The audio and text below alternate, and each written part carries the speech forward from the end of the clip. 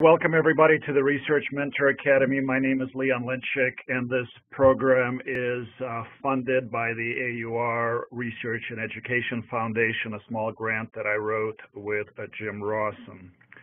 So the idea behind the Academy is to do 4 webinars prior to the annual meeting, and then to do a workshop at the annual meeting, and then have some enduring materials that will hopefully help you become better mentors. The sources for the program are really best practices from the Wake Forest CTSI Mentor Academy, from the National Research Mentoring Network that has a lot of materials for all sorts of mentoring, both in and out of medicine, and by the excellent mentoring programs at the NYU School of Medicine, and this is the reason why Georgianne McGinnis is here to help us. So the core belief is that facilitating successful mentoring requires some reflection. It begins with self-learning, and you need to take some time to prepare for the relationship in order to add value to it. Another way that I would restate this is to say that to be a great research mentor, you not only have to be passionate about research, you must also be passionate about mentoring. So as I said already, I work at Wake Forest, and I've been doing mentoring for about 20 years, and I think I've done it wrong every possible way that I can. So because I've done it wrong so many times, I've invited somebody who's done it right so many times, and that's Georgianne, and I'll have her introduce herself. Well, I'm not sure I've done it wrong or right any more than you have. It is a iterative process, and we all get better at it as we do it. I am the Vice Chair for Faculty and Academic Affairs in Radiology at NYU, but my interest in mentoring has led me to the role of Associate Dean for Professional Development and Mentoring, where I, amongst other initiatives, oversee the design and implementation of mentoring programs across the institution. So I have some experience in the challenges of mentoring both within and outside of radiology.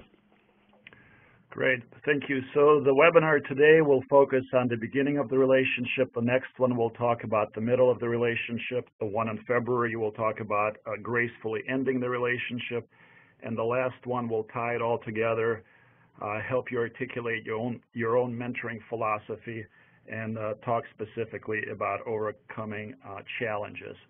The format for these webinars will be that we'll record the 45 minutes and the first 45 minutes and post them on the website. So if you decide to participate, and I hope you do so anonymously. The last 15 minutes will be not recorded and will be purely confidential. So for those, if you speak there, feel free to identify where you're coming from. For most benefit, please do the pre-webinar readings and post-webinar assignments. The purpose for us really is not to be comprehensive here, but to ask you to focus on the mentor side of the mentor-mentee relationship. It's very easy for us to find blame with our mentees. The purpose of these webinars are to emphasize that you can also help the relationship by focusing on what you can do better. We hope to emphasize some practical strategies to help you get there. We hope to encourage you to reflect on the process, and as you listen, ask yourself what it is you're hearing, what it all means to you and your practice, and most importantly, how you're going to change your mentoring approach as a result of what you hear. So the plan for today is really focus on the start of the relationship, in particular on expectations and understanding. So with regard to expectations, you need to establish early on mutual expectations between mentor and mentee. You need to be able to articulate these clearly. You need to consider the fact that you and your mentee are not the same person. You have important personal and professional differences, and these need to be brought up front and acknowledged, and your strategy modified accordingly. And as you get into understanding early on in the relationship, it's important especially to consider the expert-novice differences, and it's equally important to consider differences that come in when you mentor people outside of imaging. So the core belief here is one critical element of effective relationship is shared understanding of what each person expects, and many problems can be avoided and misunderstandings can be avoided if you focus on these expectations early on. So some ground rules for starting a relationship: you need to establish trust by committing to mutual confidentiality. You need to, of course, talk about logistics. More importantly, you need to discuss not just the product that you're aiming for, whether that's a grant or a grant application, but the process, what it is that the mentoring session will look like. And you need to also be upfront immediately about the communication involved. Communication should be horizontal rather than vertical. You should approach it as a two-way learning conversation, not the teacher-learner relationship that we're all so used to. Most importantly, you should grant your mentees permission to give you feedback, and you should establish some rules on how to give that feedback and how to take that feedback, because that type of an approach is really considered best practice in the mentor community, and you can really benefit from that. Excuse me, I'm getting tongue-tied. So Georgianne will take over here. So emphasizing the points that Dr. Lenchik was making about communication being horizontal, and also as you develop your skills as a mentor to learn to be a very good listener. This slide harkens back to that. Starting to think about the process, what do mentees seek in a mentor? If you spend the time to think about this, you'll become a better mentor. Mentees are looking for someone to elucidate the expectations and pathways that will lead them through a successful career as a researcher. They want to be advised as to how they should focus their time and energy during different stages of their careers, and this is critical and expert knowledge, which is going to help them a lot. You're going to be able to tell them, hey, at this point in your career, what you're doing is kind of a time sink, and it's not going to be advancing you towards your next goal. So what they want is your guidance in developing efficient and strategic approaches to building their professional portfolio. And they want advice not only on what they should be doing, but coaching on specifically how to achieve these goals. So you've been asked to mentor. So the question is, how do you begin? Well, certainly the CV is the start point. So before the first meeting, you would ask your mentee for their CV, and that's going to give you a lot of insights, but not everything you need. So I would also say, ask them, what are their roles in the section or division or department? Are they junior or mid-career? You'll be able to figure that out from the CV. But what you might not know but would be helpful to know is what resource support do they have?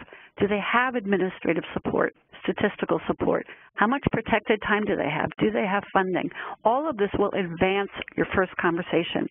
Additionally, a bio sketch or a personal statement is a good thing to ask for. Even if you have a very young mentee and they haven't written one yet, it's a good exercise, a half a page or 3/4 of a page. Putting fingers to keyboard forces them to explain in their own words what they've been doing, what their accomplishments are to date, what skill sets they have acquired, what they plan to do or what they would like to do, and what their aspirations are.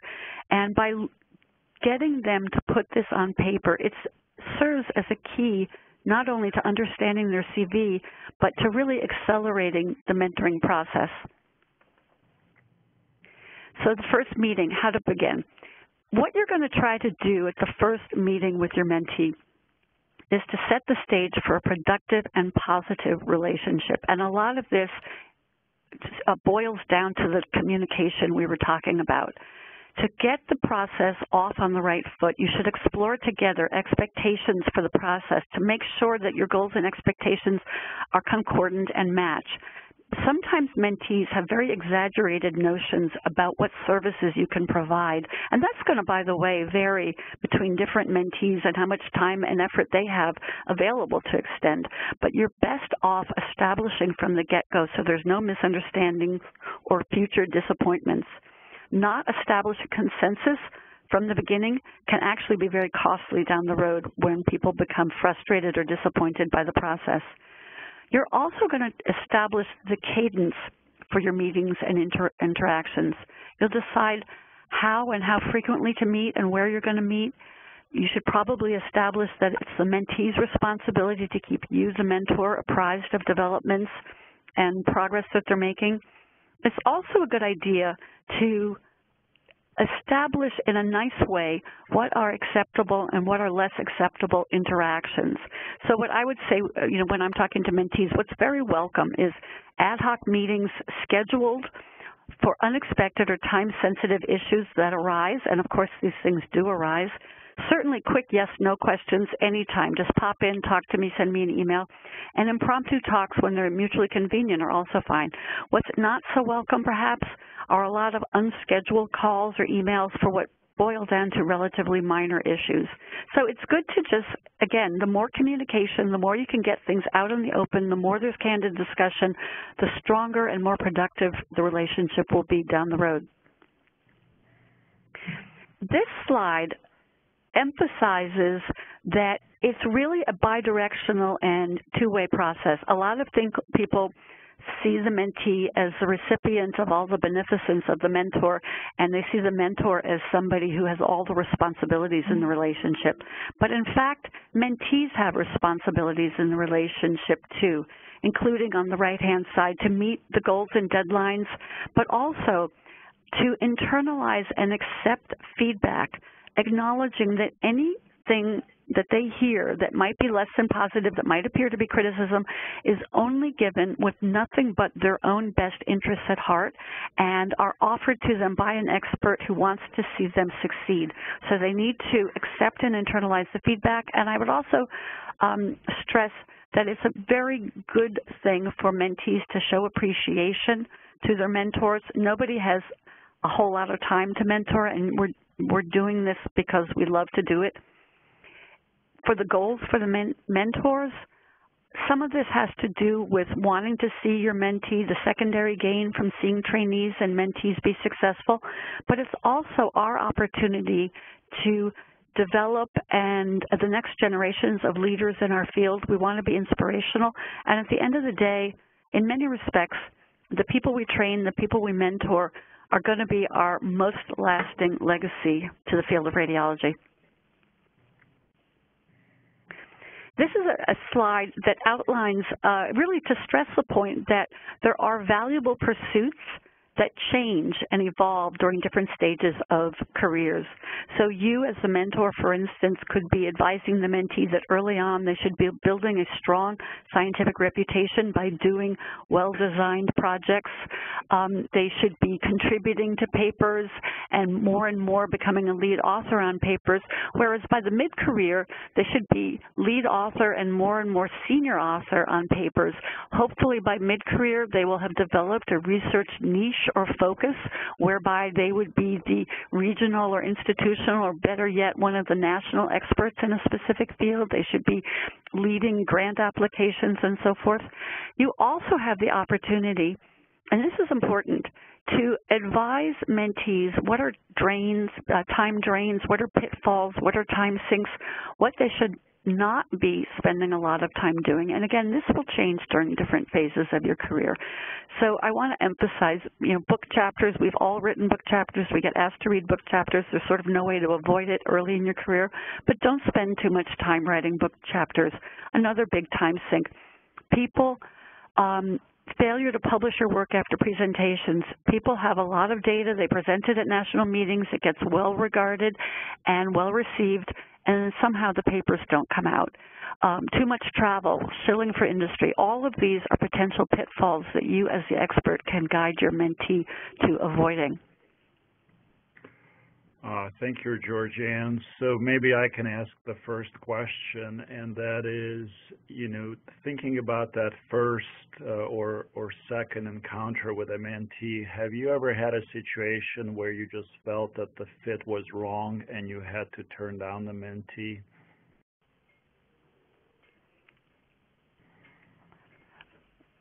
If there's no audience, is someone speaking? Go ahead. So I can, it's Georgianne speaking. I'll give my experience and then someone else can offer theirs.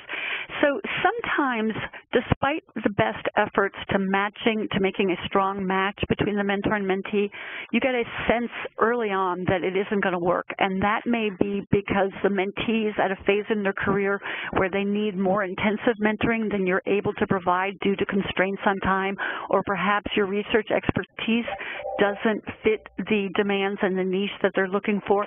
And occasionally the chemistry is just wrong and your personal styles are too different. I would advise if you get this just isn't going to work, you probably should terminate the relationship early rather than letting it drag on. You need to, in my opinion, do this in a very positive manner. You don't want to hurt anyone's feeling and make them feel like you're rejecting them, but you can explain it just as I did, depending on the circumstances. Nothing personal about it, but rather my research doesn't really mesh with your research right now in my career. I don't have the time you need, etc. I would also ideally suggest that you have a replacement mentor in mind and you've actually talked to them, so you can say to the mentee, listen, you need a lot of mentoring. You're trying to write a huge multi-institutional grant. I'm just not going to be able to help you through that, but Dr. So-and-so, I've already talked to him and he would be delighted to mentor you. It can be very smooth with no sense of rejection or hurt feelings. Great. Let's move on in the interest of time and save the discussion to the last 15 minutes. So to frame it another way, when you first meet with a mentee, you need to figure out when to say yes to the relationship and when to say no. So as you reflect on your own past successes and failures, think about it, what factors you looked for that made you feel that this was a great fit. And more importantly, what were the red flags that could have alerted you that this relationship may not have worked out? Because it's really through that self-reflection back in time that you can potentially improve your selection of mentees going forward.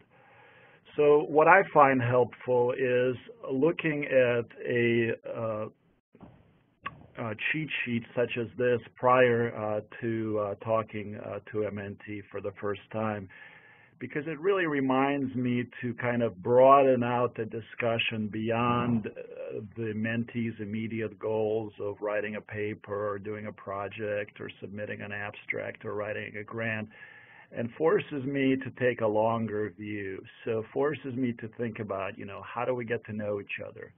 Do we take time to talk about the mentoring process itself rather than the product? Do we talk about their long-term goals, whether they want to be a full-time researcher, or they want to do clinical work and research 50-50, or what their long-term expectations are about where research is going to fall in their careers?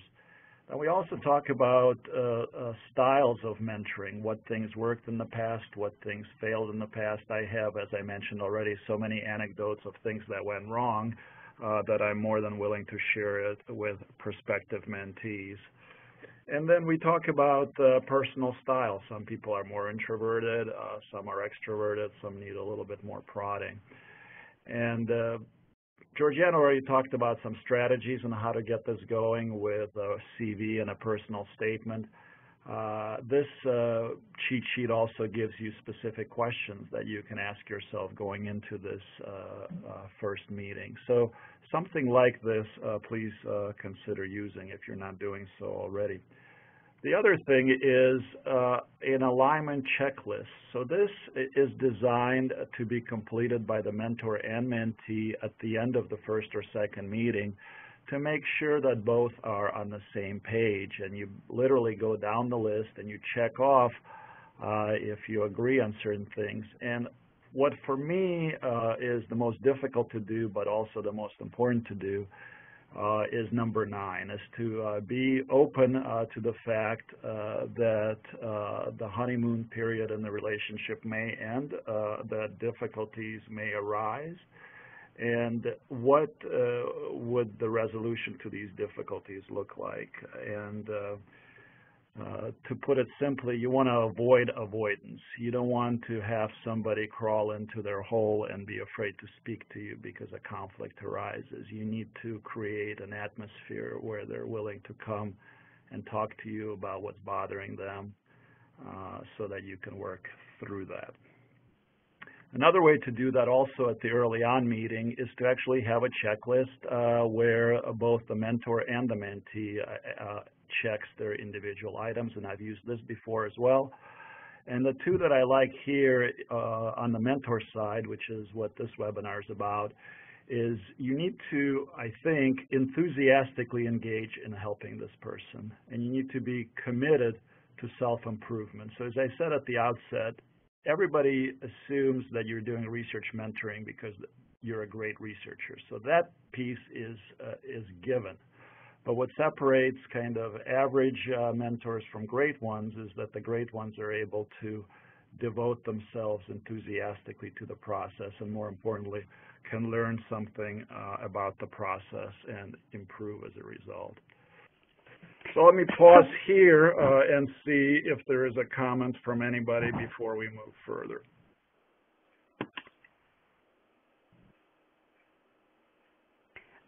No questions or comments from the audience. So Leon, you've alluded to the fact that you've had a lot of experiences over the years. Do you record the content of your first meeting with your mentee? Do you do this together, or you do it after the meeting independently? So it really depends on the type of situation. So I mentor medical students, residents, fellows, junior faculty, both in and out of radiology. I do some mentoring for K awards and through formal programs such as the Women's Center for Science and even some business people. So I think some of the programs inherently built-in structure in them and force you to record the interaction, and they may have checklists similar to the one I just showed.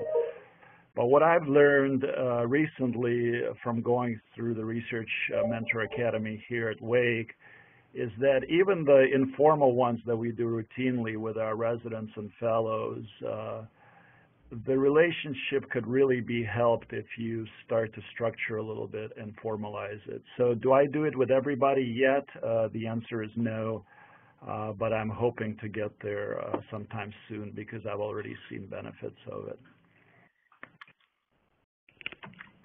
So let me move on and show a couple of cases. We'll show 4 cases total in this webinar, but I'll start with these 2 and invite the audience to comment. So this is titled Junior Attending Blues. Dr. Blue is a second-year radiologist, has been working on Mentor's project, but is wondering when she's going to start doing her own project.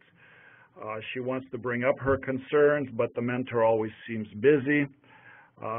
She's reluctant to make a wrong political move, but she's also concerned that really the research direction that the mentor is going is not exactly her research direction. So the questions for you as mentors is what could the mentor have done early to avoid this situation, and what could the mentor do now? And perhaps a background for this is how would you know what your mentee's expectations were of you as a mentor? So let's open up the lines, and if you have a comment, just go ahead and speak. We'd rather have it verbally rather than in the chat box for this part. Yeah, so this is an interesting case. I think this really aligns with what you were talking about during the introduction. I think the mentor should have taken, greater accountability maybe early on to, put this in the open, be transparent, and talk about the nature of the relationship, put the relationship on the table and what the expectations would be, and then check in early during the relationship to see how they were doing, have there be some ground rules, were they on the same page, and just to really make sure they had comparable expectations of what the relationship would be. Yeah, that's a great point, and I think I speak for all mentors when I say that one way that we measure success as mentors is when our mentees become independent investigators. So certainly this mentor wants Dr. Blue to become independent at some point. The misalignment probably occurred because they were not open at the beginning in terms of the timing of that. Obviously, her timeline is a little bit more rapid than his, and this could have potentially been addressed at the very beginning. So let's look at the next case, the misaligned expectations. So Dr. Larson is an interventional radiologist who's been doing clinical work but now wants to switch to a research career. He comes to you for mentoring, and you invite him to your lab that's led by a PhD called Dr. Harvey. Dr. Harvey is concerned about Dr. Larson's ability to balance clinical and research commitments, but is afraid to bring these concerns to you. Finally, after 2 months, Dr. Harvey expresses these concerns to you, indicating that Dr. Larson appears to skip out of the lab and does add on interventional cases and really expects Dr. Harvey to pull all the research load. So the questions that arise here is, again, forgetting about what the mentee could do better, what could the mentor do better in this situation, both at the beginning of the relationship and now? And the background for this is, are there any differences that need to be considered when you're dealing with people that are doing research full-time versus physicians who are trying to balance clinical responsibilities and research. So let's open up the microphones and see if anybody has any feedback on that. Sure. So in this case, it really seems like there are 3 different players and different mentor-mentee relationships. As a senior investigator, you should be giving some more guidance and setting expectations with Dr. Larson and his responsibilities. In addition, just figuring out how much time Dr. Larson actually has to commit, since he seems pretty heavy clinically, and to manage expectations for Dr. Harvey and that lab. So a lot could have been done up front to avoid the situation just by setting expectations with these different players. And what you could do now is to reset those expectations and open lines of communication to be 2-way and even 3-way. Yeah, that's a great point. And by the way, this is probably one of the most common conflicts that arises in multidisciplinary teams. And I can guarantee you that if you don't address this up front and establish the fact that by their very nature, clinicians and full-time scientists have a different set of responsibilities, this will certainly come up. And if you're in charge of the situation, as the mentor in this case example is, this is, you really need to be upfront about solving this problem and be proactive rather than reactive. In any case, let's move on to the next section called goal setting, and Georgianne will take us through this. So goal setting sounds like a simple thing, hey, what are your goals? It's really more complicated than that, and it's really a very, very valuable activity. And one of the challenges as the mentor is that some mentees are going to find this anxiety-producing. So what you have to do as the mentor is emphasize the value of this activity, and that by sitting down together and setting goals, it's going to help them to juggle their competing demands, and we just heard about competing demands on the prior case. It's going to accelerate the achievement of their personal goals, and it's going to propel their career development. So in order to be reassuring and very positive about this process, emphasize that goal setting isn't a solo activity, but you're going to be working on this together. And by setting goals, it's going to allow them to measure their achievements and to focus on a daily, weekly, and annual basis on what's most important to accomplish. You do want to make it non-threatening, so maybe you don't want to sit down and do this at the first meeting. In fact, you're probably not there yet, if you will, at the first meeting. At the first meeting, you're just trying to get to know each other and set up the parameters for communication and expectations. Next, please. So what I would recommend using are SMART goals. So SMART goals, next please, are very specific. You can describe the details. They're measurable. meaning they can be measured either quantitatively or qualitatively. They're achievable, meaning it's feasible that the mentee is actually going to be able to reach this goal. It's not an absurdly lofty goal. It's realistic. Considering the constraints, such as time and resources available to the mentee, will they be able to get this done? And very important, it's time limited. It has to be achieved within a specific time frame, and deadlines have to be set and adhered to. Next, please. So what you want to do is guide your mentee away from non-specific or unrealistic goals. And those are goals that don't have enough details, they don't have enough timelines, they're just unachievable. So some examples of poor goals that you might say, okay, what are your goals for next year? And your mentee will say, well, next year I'm going to write more papers. I know I need to publish more. That is not a great goal. It's vague, it's not measurable, there's no timeline. Or next year I'm going to submit 2 R01 applications. There's no details there. Maybe there's no plausible science. There's no preliminary data to support the applications. Frankly, that's a pretty hefty chunk to bite off, two R01s in 1 year. So it's probably not realistic. And also, once again, there's no timeline. Or next year, I'm going to start a master's program. Well, no timeline. There's no details. Master's in what? And by the way, this is going to require resources which aren't assured. Does the chair support this? This might not be achievable unless time is provided, possibly money, tuition money, to do the master's program. So you need to, rather than goals like this, move towards working with your mentee to come up with specific, measurable, achievable goals with deadlines. For example, next year I will submit my abstract on fill-in-the-blank project by February of 2018, the meeting abstract submission deadline, and I'll have the paper written and submitted to the Journal of by May 2018. This is detailed, it's specific and measurable, it's realistic and achievable because you've got the data, and there are specific deadlines that you have and the mentee together have agreed upon. Or I will finish and submit 2 papers on thus and such a project by June of 2018. Specific, achievable, firm deadlines that you've agreed upon.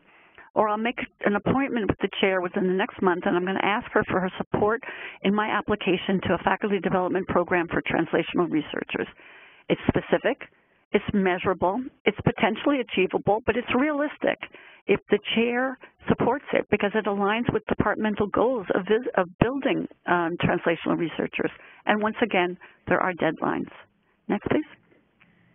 So when you're setting goals with your mentee, in addition to making it a positive process and emphasizing how valuable this is for the mentee, you should also establish that the goals are going to be not only set but reviewed annually. Is progress being made towards attaining the goals? Are the goals being met, and are the deadlines being met? If they're not being met, you need to discuss why.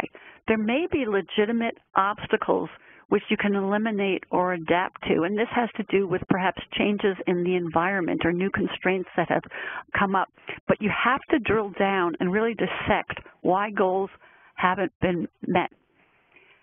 Sometimes the reasons are, when you go through the periodic review, is they're no longer realistic or they're no longer timely. They no longer align with the department or the section's mission, so they're not really relevant. Those are all legitimate reasons for perhaps changing or abandoning a goal, but it's really important that agreed upon goals shouldn't be casually changed or casually abandoned. Beware of changing a goal because progress isn't being made. You have to identify a legitimate reason why that isn't happening, and you have to take the time to drill down and very honestly and candidly dissect the issue to find out if there are obstacles that are potentially surmountable. So thank you for that, Georgianne. So let's move on to our next focus and talk about assessing understanding. So the core belief here is determining if somebody understands the content and process of their discipline is not easy, but it's critical for mentoring, for a good mentoring relationship. It's important for mentors to be able to identify the causes of understanding problems and develop strategies on how to address these. So the key questions to ask yourself is, how do you know if your mentee understands something? How can you help your mentee figure out if how to assess their own understanding? How can you explain something to them without sounding condescending? And how can you tell the difference between an understanding issue and a communication issue? And we'll address these in a lot more detail in the second webinar. But to get us started here, to think about really two things. First, the expert-novice differences. So there are inevitable differences between you as an expert and the person who's your mentee, who's presumably a novice in the field. And there's a lot of things that you're going to take for granted.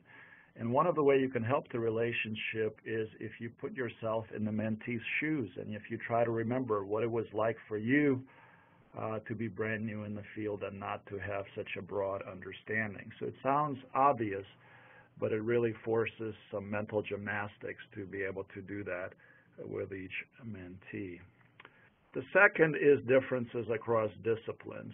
So most of us are now mentoring in the context of multidisciplinary research teams. It's easy to assume that everybody knows as much about imaging as you do, but frequently they don't. I, for example, work with engineers, with geriatricians, with basic sciences, exercise physiologists, and you tend to develop a lot of jargon when you speak to them, assuming that they're going to understand, pulse sequences and all that, and that's really a problem. And regardless of where you're, depending on where your mentee falls on that spectrum, whether they're within imaging or outside of imaging, you need to be careful about considering what assumptions you have about where your mentee falls in on that knowledge spectrum, because that's going to be a key factor in influencing understanding. So ask your mentee to explain something to you. Sometimes before we accept mentees to our lab, we'll ask them to give a 10-minute presentation. See if they can organize their thoughts. Sometimes it's useful to get them to use a diagram or a concept map. Sometimes it's good for them to try to explain it in lay terms or to use some kind of an analogy for what they're trying to get across in their research. So all of these strategies attempt to break down understanding into kind of basic components, so you're not completely stuck in this techno-jargon and you assume that everybody understands what you're talking about. Communication is a slightly different animal. I'm sure you all know that we make unconscious assumptions about people based on what they look like and what they say. The only way you're going to avoid this is to strive to actively acknowledge these assumptions, whether they're in your relationship at home or at work, and certainly with your mentees. And we'll focus a little bit more on specific strategies for that in the next session. But for now, let's just do two more cases. The case title, He Should Know That, goes like this. Dr. Smith started with you right after residency 6 months ago, and you met with him recently and discovered that he's completely clueless about the work that he's doing. You would have expected that from a more junior person, but now you're wondering, how did you come to misjudge Dr. Smith's lack of understanding, and you're a little bit lost on how to proceed. So the questions for the audience, and you can open the mics again, is, forget about the mentee side, think about the mentor side. How could this situation have been avoided, and what can you do now?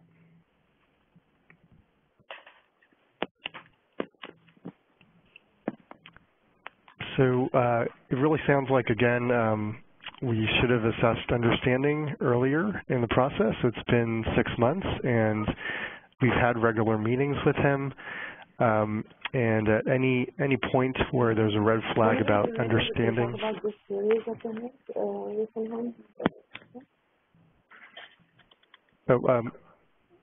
we could have, assessed understanding earlier on, and possibly in group meetings or one-on-one meetings, you could have asked Dr. Smith to explain his understanding of the concept, whether through an analogy or possibly with informal presentation. Thank you. We're getting some feedback on the back line. If you can mute the people while I read this case, because we're getting some So the next case is, should I know that? So Dr. Saldana is a new professor of thoracic imaging. He wants to do what's called community-based participatory research. He approaches Dr. Hunter as a potential mentor for the grant application. Dr. Hunter has never done CBPR and tells him that. Dr. Saldana assures Dr. Hunter that this is not necessary, that there are other mentors at other institutions that can help. But Dr. Hunter is still uncertain whether this particular mentor-mentee relationship is right. So the question for you all is, what should Dr. Hunter next steps be?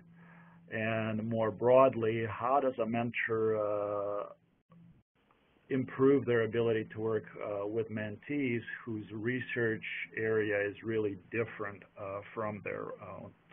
So let's open up the mics for this.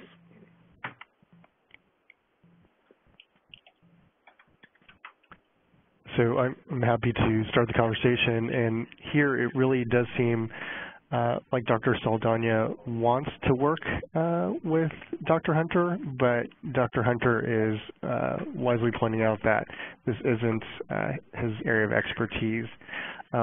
What he could do is point Dr. Hunter point Dr. Saldana to other potential mentors that have this type of expertise in CBPR. It doesn't mean that Dr. Hunter doesn't have to be involved in mentorship. It could be that Dr. Saldana needs a career mentor, and Dr. Hunter could fill this role. But for the research expertise in CBPR, this should probably be referred to another expert. There's a fraction. Thank you for that. We're getting some extra talk on the line, so maybe you can mute as we go forward. So my final thoughts before we open it up to discussion that's not recorded is mentoring could be a great opportunity for you to grow, not just for the mentee to grow. You will learn a lot about yourself if you reflect about the process. So hopefully the Research Mentor Academy will give you that opportunity to reflect about how you mentor and why you do things a certain way. Reflection about the process typically requires you ask the three questions: what you've learned, what it means to you, what you learned, and more importantly, what you're going to do differently as a result.